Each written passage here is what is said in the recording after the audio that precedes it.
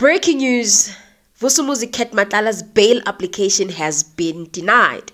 So you guys, you remember that when you commit a Schedule 6 offense, you have to get a bail from the judge, and the judge has to be satisfied that it is in the interest of justice for you to be released. They look at 5 factors, and that factor amongst many, the fact that you're not a flight risk and that you're not going to be intimidating witnesses. And if you fail to prove all of them, that you won't be doing any of those, then your bail will be denied. It's the same as what is happening with Vusumuzi Cat Matlala. They made reference to Swatini, and now he's a flight risk. And now Tebokoto Bechane came also crying that her life is in danger, she's not safe, meaning that high chances Vusumuzi Cat Matlala will go and intimidate her. So they have to protect people like her at all times, especially now with the commission that is currently undergoing.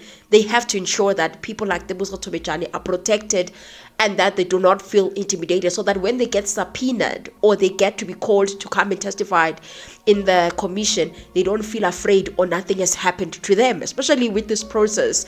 It's so crazy, this process, because you'll see, guys, a lot of things are going to happen as this process goes by. People are going to be unalived, people are going to be missing. It's going to be a lot that is going to happen.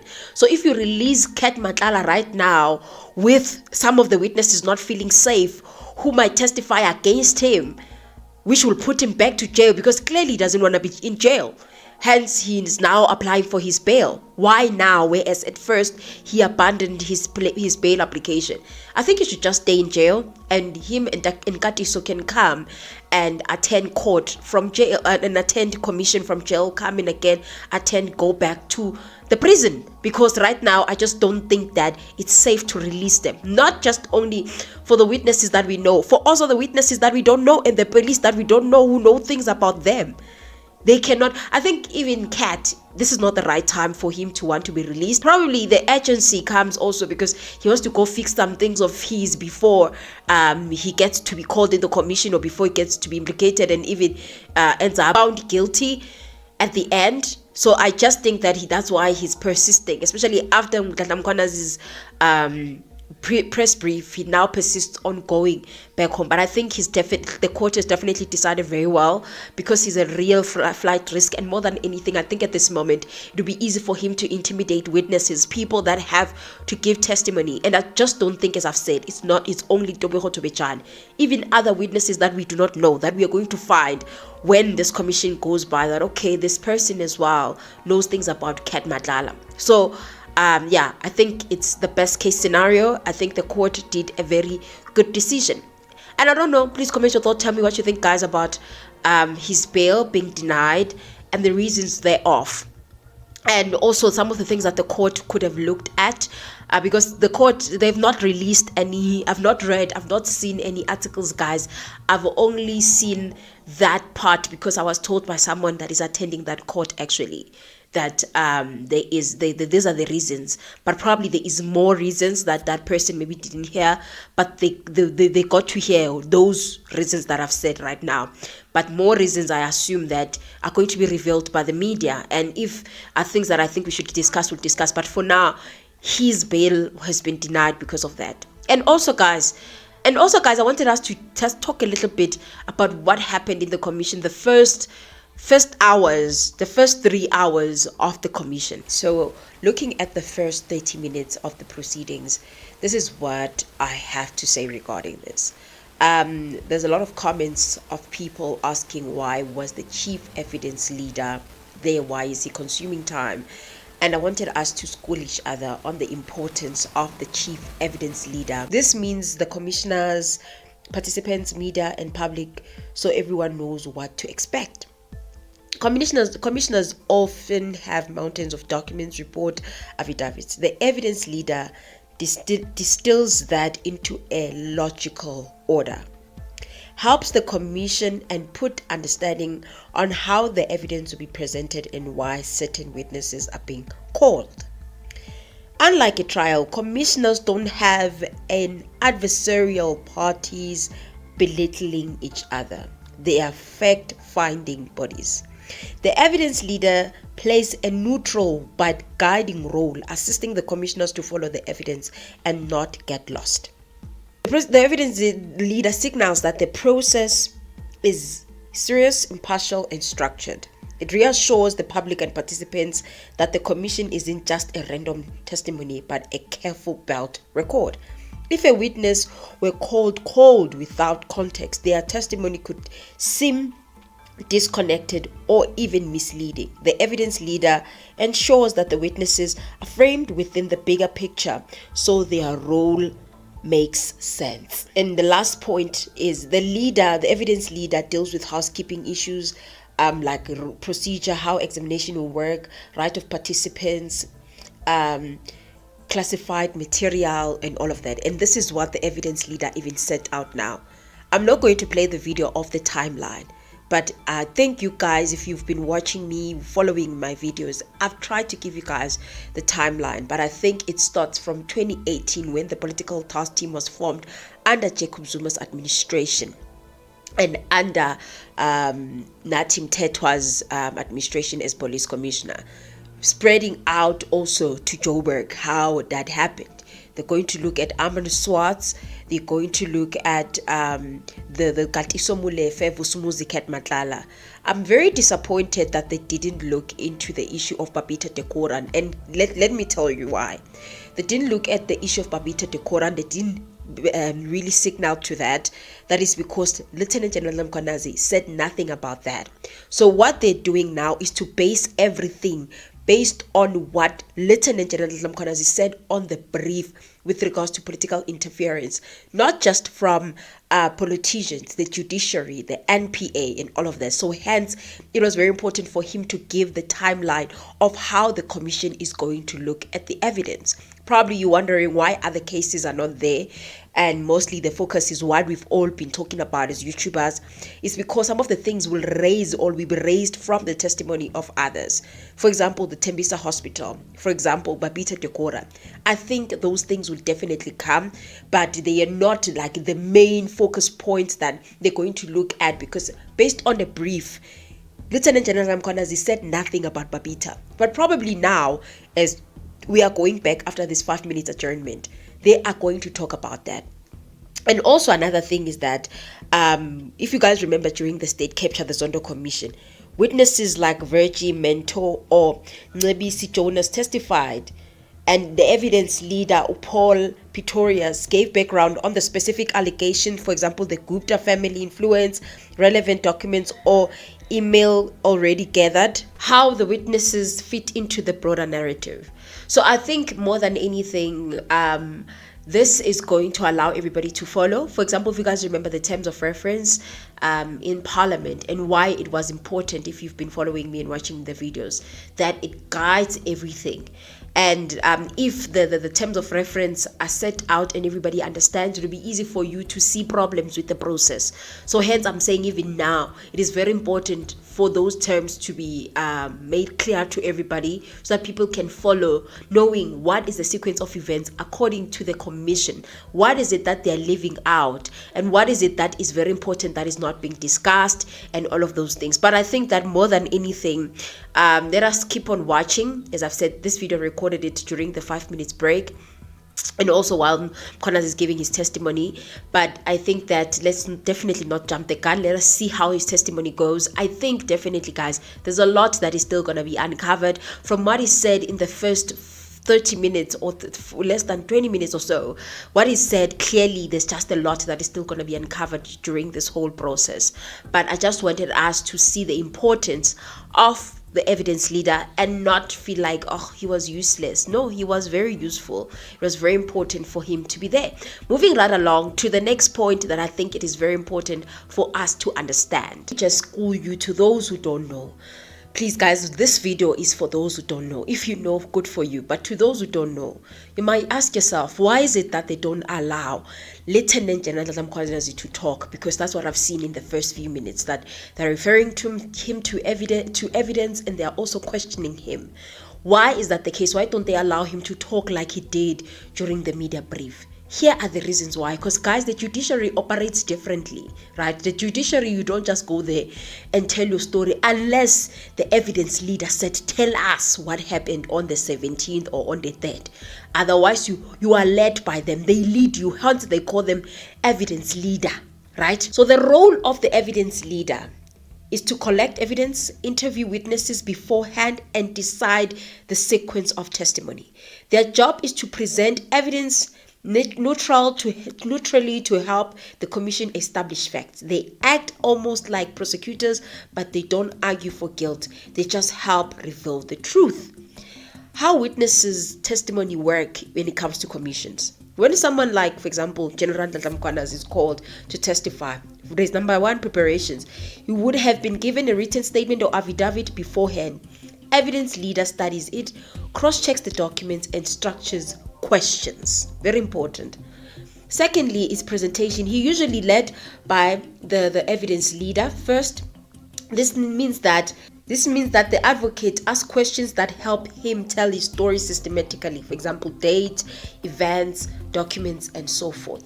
He can't just talk like what he did in the media without structure, because the record needs to have an order that is legally sound and that is very much legally sound. And then when it comes to cross-examination, for example, in Zondo Commission, if you guys remember, you can jump in with their own questions. They can jump in. For example, Judge Zondo, or in this instance, Madlanga can jump in. So guys, let's just study the order, right? That's why I'm doing this video, so that we can understand the order and not be shocked when things happen and think that, oh, they are trying to hide the truth. No. Let's understand the order, because probably some of you, this is the first time you watch commissions. But if it's not the first time, maybe you watched Falam Commission or you watched Zondo Commission. This is how commissions are run. You don't just go there, talk as if you are speaking to the media. Other parties via lawyers can be allowed to cross-examine if their right or reputation are implicated. You understand how this process is going to go. So if you understand court process, how it is, there is like examination in chief, meaning now, if you want to put it like that, and that Mkhwanazi is giving his examination in chief, meaning his story. Then the other parties who are implicated get a chance to rebut that or to ask further questions through cross-examination. And cross-examination itself has its own rules as to what you can say and what you can do. Others can even say, I put it to you that you are lying. I put it to you that, there's some of the things that cross-examination can do, but they are not supposed to do that all the time. So that can also be overruled and stuff like that. It's not like what you think in How to Get Away with Meth, where someone can come and say, objection. No. It doesn't work like that in commissions. But it's something like that after the examination in chief, then if someone is implicated, they can cross-examine Mkhwanazi before he can leave. That is why I'm saying that I don't think he's going to testify today, tomorrow, and then it ends. It's going to be some time, probably, because everybody that's going to be implicated, they get the chance to cross-examine. If you guys also remember, even with Marikana, Ria Bieja, the then police commissioner, she told a story. There was examination in chief, then there was cross-examination. They asked her that, are you sure of these events? When you said 1, 2, 3, what did you mean? When you do, what did you mean? All of those things. So that's how this process is going to go. I think it's going to be very interesting, guys. Don't have like a small heart when it comes to this. It's going to be very interesting. And then protection of rights. This is the right not to self-incriminate. They can have your own legal representation with them. So here you sit with your legal representation, unlike the ad hoc committee. Ad hoc committee, the terms of reference say that people can have the legal representation. The legal representation can just help with drafting. But in the commission, your legal representation can be there. It's nice, guys. I don't know if you guys remember Zondo Commission. You remember Falam Commission. They were very interesting setup, I must tell you, but can be very exhausting, and it's easy for people to stop watching and be bored. And then the difference, so in the media, someone can speak freely, even emotionally, but there's no guarantee of evidence, cross-checking, or accountability. In a commission, testimony is under oath, guided, and structured, so it can be relied on, and the findings are recommended. So at the Zondo Commission, when mentors came forward, she didn't just tell her story freestyle. Advocate Pretoria's evidence leader led her step by step where she was, who she met, what she said, and documents were checked against the testimony. If Lieutenant General Mkhwanazi speaks freely like the media at a commission, the evidence leader would stop him, redirect, or ask clarifying questions, because the commission must build a legal record, not just opinions. So guys, be very mindful of what the evidence leader is going to say, is going to ask. Let us be very, very careful of what she's going. How is she structuring, or how is she directing Mkhwanazi's evidence? So the evidence leader is Mahlape Silo SC, senior counsel. From my research is that she was one of the people who became part of the independent panel which provided a report on Phala Phala. And she also argued that the parliament should probe more on the thing of Phala Phala. So I like the fact that she's an evidence leader that also had a lot of questions, or suggested that parliament should ask more questions with regards to Phala Phala. So I'm really happy that it's someone like that has that type of reputation. Hopefully, she's not going to be misleading our Mkhwanazi. But besides that, I think that Mkhwanazi is very smart. I trust him. The fact that he allowed O'Sullivan to go speak that nonsense that he used to speak against him, and now he's suing him. Clearly, he's not a dumb person. You will never sue someone when you don't know what you're doing. Clearly, he knows what he's doing, and I trust him. And I think that he will never allow the evidence leader to lead him astray. The reason why it's very important for you guys to remain attentive, for all of us to remain attentive in this whole process, is that you must not forget that the judiciary is implicated. The judiciary is implicated, and the people that are doing this commission are part of the judiciary. In as much as Madlanga is retired, but he will forever be part of the judiciary. Those evidence leader are people that know the law. I don't know if they're judges or they have an experience of the judge. People can come with an argument that they're not judges, therefore they are not judiciary. The only person that probably is part of the judiciary is Madlanga, but also someone else can argue that Madlanga is not a judge anymore. He's retired, so he's not really part of judiciary. Hence, they feel like the process is very much neutral, rebutting the application of Mkhwanazi's party, of which probably that's what the court might end up saying, that no, the process of the commission, there's nothing wrong with it, and that it's not really the active judiciary. Those people are not really there in practice and judging cases. So, like Madlanga, for example, retired. So I think that we should not forget that.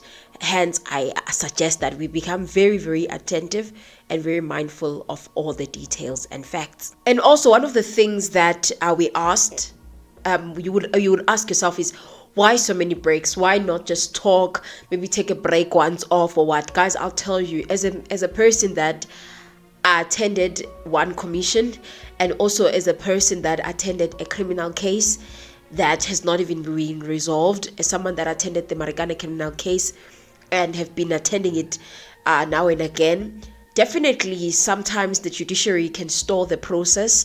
But at the same time, guys, these processes are very tiring, and it's easy for you to lose focus. Hence, you'll find that there's more than one evidence leader, more than one counsel, more than one prosecutor in the criminal sense, not in the commission sense. Because, guys, it can be very tiring for you to focus and not make any mistakes, for you to focus like and listen for an entire good 3 hours. Especially information of that kind that can be rather, criminal. You want to have the utmost attention, hence the recess breaks. But I don't agree that the recess breaks should be too much, that after an hour you take a break, after an hour.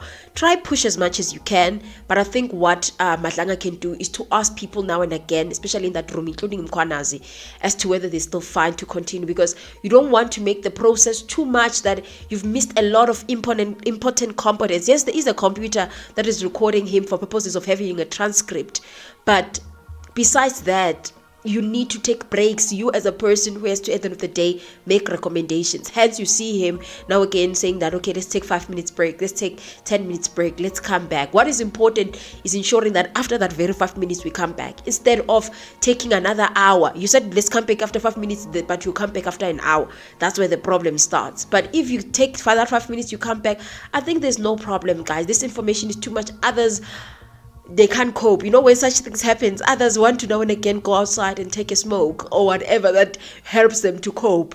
Others want to go pee, others want to go, do many different things. So I think let us not judge too much when it comes to recess as yet.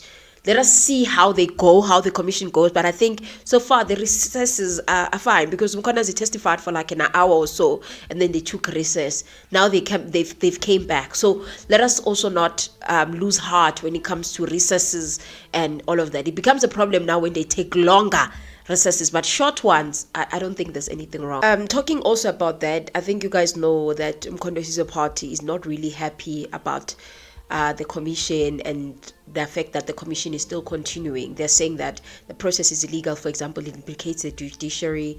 They're also talking about the fact that Kachala's appointment was illegal. President does not have the power to appoint or to remove Senzo Mchunu and put him on special leave. The powers in the constitution, they say that he can only appoint and remove, not really put on special leave. So that signals double standards, because they're using the very same judiciary to challenge the judiciary.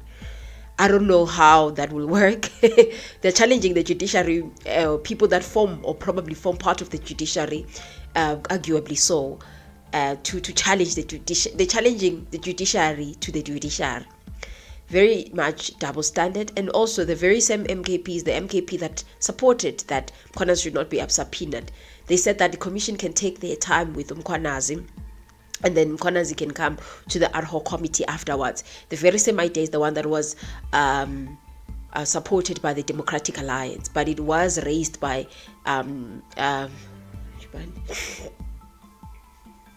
it was raised by an MKP member. So I don't know, guys, how you guys do it with Mkhwandazi's party. It just shows the division in the party, because one moment they are for the commission, the next moment they're not for the commission. Mkhwanazi must subpoenaed. Mkhwanazi must go to to parliament, because parliament is more important. It's like they don't even know what they're doing. So yeah, that's another thing that I wanted you guys to be mindful of when it comes to Mkhwandazi's party, because they've been distracting this whole commission from continuing, saying that it should not continue because of some of those arguments like the one that I've just mentioned just right now. But yeah, so far so good. Let us keep watching.